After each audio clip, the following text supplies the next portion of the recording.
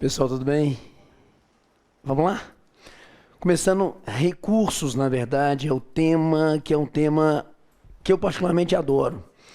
Eu gosto demais da conta de trabalhar recurso, eu acho que é um tema que propicia a gente, na verdade, uma discussão em termos de direito processual civil de uma forma muito legal. E a gente sabe como incisivamente é um tema corriqueiro em concurso. Não tem como escapar. Falou prova de processo civil, concurso público, a potencialidade de cair recurso sempre é algo bem visível para a gente. Então, o primeiro passo para a gente poder, inclusive, chegar à proposta de recurso é a gente perceber que existem aquilo que a gente chama de meios de impugnação a decisões judiciais. Então, vem cá. Meios de impugnação. Meios de demonstração de inconformismo e de, consequentemente, solicitação de alterações, de modificações de atos decisórios. E quando a gente fala em meios de impugnação, nós podemos trilhar vários caminhos a partir daí. Tanto que, antes da gente, inclusive, tentar criar uma situação conceitual. Senhores, por favor, é lícito que eu afirme que, através do regular exercício de direito de ação, eu posso impugnar um ato decisório, ou seja, eu tenho um ato decisório proferido em determinada demanda. Só que para que eu possa impugnar esse ato decisório, a lei processual me reserva um caminho. Qual o caminho? De um regular exercício de direito de ação. A lei me reserva um caminho de eu, através de outro processo, tentar atingir um ato decisório de um processo anterior. Conseguimos visualizar isso em algumas situações no direito processual civil. Grande exemplo, por favor, de ação como meio de impugnação de um determinado ato decisório. Ação rescisória. Através dela, ação rescisória, eu consigo atingir um ato decisório de outro processo. Pronto. Outro. Embargo de terceiro. O embargo de terceiro, eu me volto, artigo 1046 do Código de Processo Civil, contra um ato decisório que determinou, por exemplo, a penhora de um patrimônio meu, sendo eu cidadão estranho a essa lide formada. Então eu tenho alguns caminhos de impugnação. Uma querela nullitatis. Mandado de segurança também é possível. A gente tem alguns caminhos de regular exercício de direito de ação, com nitidamente o objetivo de atingir ato decisório em outro processo. Ótimo.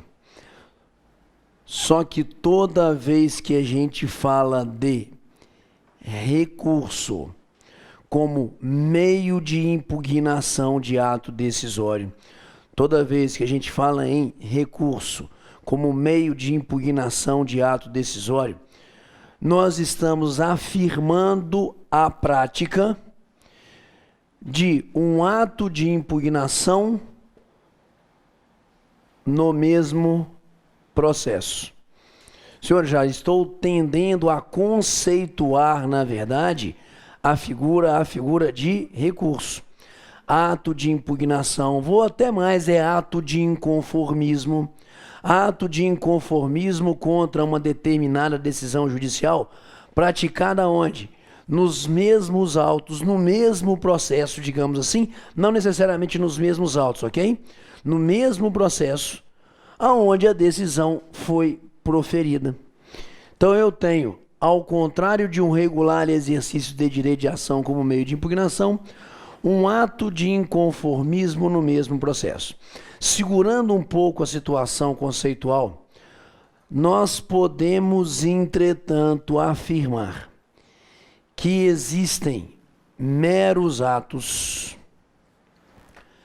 simples atos, enquanto manifestação de vontade, através do qual se busca impugnar ato decisório, mas que esses meros atos não teriam ali o revestir conceitual de recurso. Senhores, por favor, eu posso comparecer em algumas situações e solicitar, na verdade, um juízo de retratação por parte do juiz que proferiu a decisão? Posso. E isso é um ato de impugnação, um ato de inconformismo com determinada decisão? Claro que é. Mas para que desse simples ato, por exemplo, onde eu solicito a reconsideração, para que eu transforme isso em recurso, é esse o salto qualitativo que eu quero dar na questão conceitual. Deixa eu só exemplificar dentro da lei uma situação onde ela apresenta para a gente um simples ato dentro da relação processual como meio de impugnação de um ato decisório. Peguem para mim, por favor, o artigo 527 do Código de Processo Civil. Artigo 527. Agravo de instrumento, não é isso? Sendo que o parágrafo único desse artigo 527 vai dizer para a gente que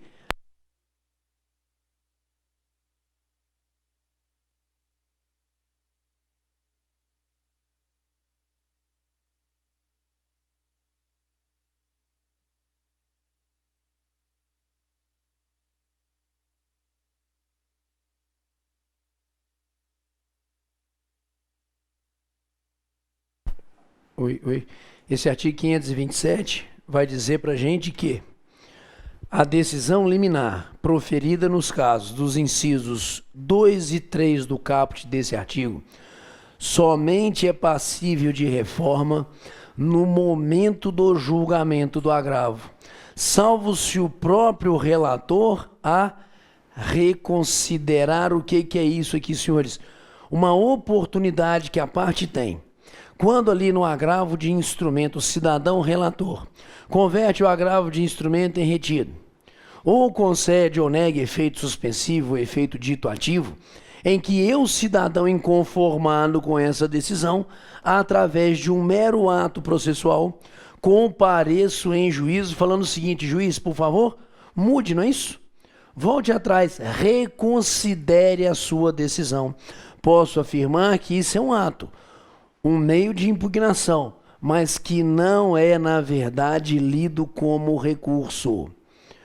Porque recurso, tal como um simples ato de inconformismo, é praticado na mesma relação processual aonde a decisão foi proferida. Mas existem elementos conceituais em recurso que eu preciso destacar para, inclusive, fazer a devida distinção desse simples ato de impugnação. Como? Recurso, ato de inconformismo da parte, no mesmo processo, na mesma relação processual aonde a decisão é proferida, e é ato voluntário.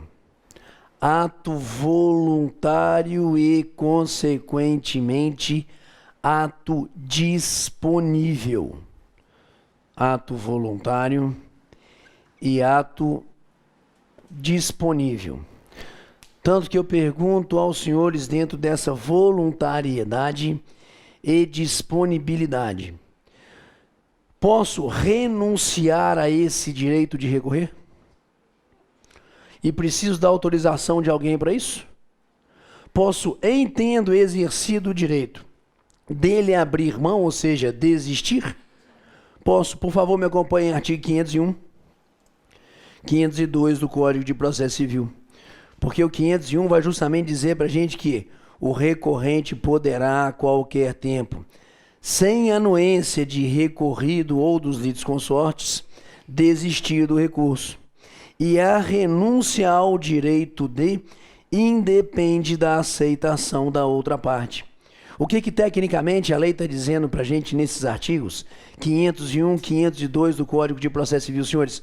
Recurso é ato disponível. Você dele usa se quiser. E, consequentemente, dele você pode abrir mão independentemente da anuência de qualquer pessoa, seja parte contrária ou mesmo litisconsorte. Pegaram a ideia para mim? Então, nós estamos começando a criar situações de definição conceitual. Mesmo processo, a mesma relação processual é um ato de inconformismo voluntário. Ato de inconformismo voluntário e disponível aonde impera a figura do contraditório. contraditório. Aí nós começamos a nos afastar de um simples ato de inconformismo, que não tem status conceitual de recurso dentro de uma sistemática processual. Manda.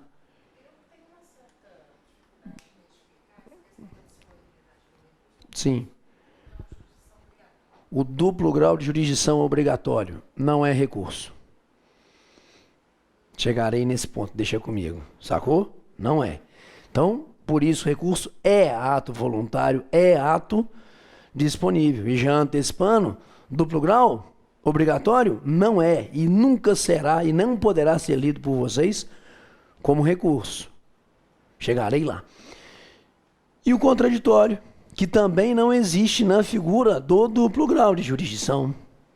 Porque quando eu falo contraditório, pressupõe o meu inconformismo, senhores, é contra determinado ato decisório. Eu estou, de certa forma não, eu estou através do recurso atingindo essa decisão. Essa decisão que me é contrária, logo ela tende a ser favorável a outra pessoa. Para que esse recurso possa ser objeto de apreciação, julgamento e talvez até mesmo uma reforma dessa decisão, o contraditório é imperativo. Porque só é possível que eu pense em aceitar esse recurso para os efeitos que lhe seriam próprios a partir do momento em que a parte, aquela que seria vitoriosa, se manifesta também nos autos do processo. Então eu tenho uma vivência sempre em contraditório, algo que eu preciso para trabalhar com os senhores, inclusive uma coisa chamada embargo de declaração. E se eles, embargos de declaração, têm ou não o tal do efeito dito modificativo, se eu realmente posso ler os embargos de declaração como recurso, ou se seria um mero incidente de... Então eu preciso dessa visão também de que recurso, para que o seja, tem que se desenvolver em contraditório. E deve respeitar a dialeticidade. E deve respeitar uma coisa chamada dialeticidade. Para alguns, a dialeticidade, o contraditório, inclusive, é princípio de recurso. Eu gosto de trabalhar esses elementos do contraditório, da dialeticidade dentro da estrutura conceitual de recurso. Por quê, senhores? Recurso é ato pelo qual eu me volto não contra a pretensão posta. Recurso é ato pelo qual eu me volto contra a pretensão julgada. E quando se fala em dialeticidade como princípio, como elemento conceitual, pressupõe que não basta simplesmente que eu venha repaginando eventuais argumentos e fundamentos apresentados.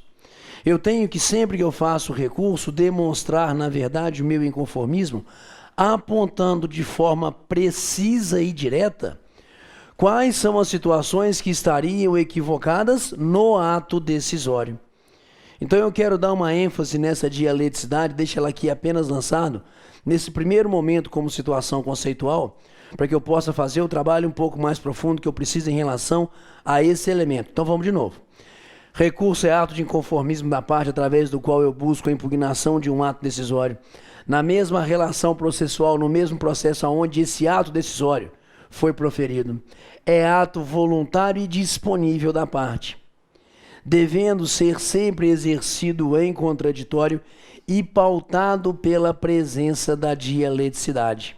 A falta desses elementos, desses ditos elementos conceituais, me darão até eventualmente atos de impugnação, mas nunca o traduzir desses simples atos de impugnação realmente como recurso, sendo que a lei processual determina também, em alguns casos, que através de um regular exercício de ação eu venha a atingir um ato decisório proferido em outro processo. Então, de novo, me permitam aqui. Recurso é ato de inconformismo, ato de impugnação. Na mesma relação processual, pautado pela voluntariedade e disponibilidade, vivenciado em contraditório, sendo a dialeticidade um elemento essencial do conceito.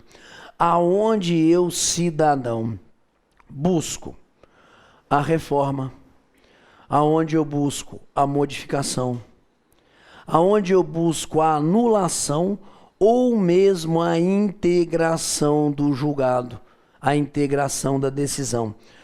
O meu objetivo no recurso pode ser reformar, pode ser modificar, também pode ser anular, não pode? Claro. E também eu posso, através dele, buscar a integração. Situações próprias, vivenciadas muitas vezes através de embargos de declaração. Então, dentro dessa postura, senhores, meio de impugnação, recurso. É essa vivência que eu quero. E a partir dessa percepção, vocês vão me permitir pegar esses elementos conceituais. Quais elementos conceituais? A dialeticidade. Talvez pegar um pouquinho o contraditório, mas trabalhar também voluntariedade e disponibilidade. Começo primeiro pela dialeticidade, para depois ir a essa figura da voluntariedade e disponibilidade, partindo do estudo daquilo que a gente chama de reexame necessário. Partindo do estudo daquilo que a gente chama de remessa, não é isso? Obrigatória, para definições, inclusive, de não ser essa situação processual taxada de recurso. Já informam, muitas vezes a gente vê, inclusive, editais mal feitos. Não existe recurso de ofício no direito processual. Não existe recurso de ofício no direito processual. Mas eu quero chegar a isso com bastante carinho. Senhores, desses elementos, então, conceituais, eu quero trabalhar a figura da dialeticidade. Vamos lá. Só apagar aqui. E vamos fazer esse trabalho, por favor. Bom, quando a gente fala em dialeticidade como elemento conceitual, boa parte das obras coloca a dialeticidade, inclusive, como princípio, mas sem problema que eu estude aqui como elemento conceitual. Pressupõe a seguinte vivência, a seguinte visão, me permitam aqui.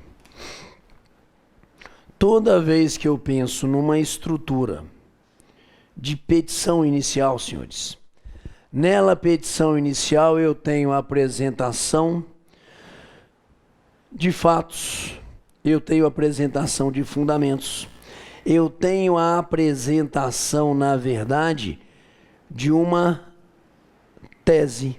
A minha petição inicial, na sua causa de pedir, representa ali ele, autor, levando ao Poder Judiciário determinada tese. Eu vou chamar essa tese de tese X.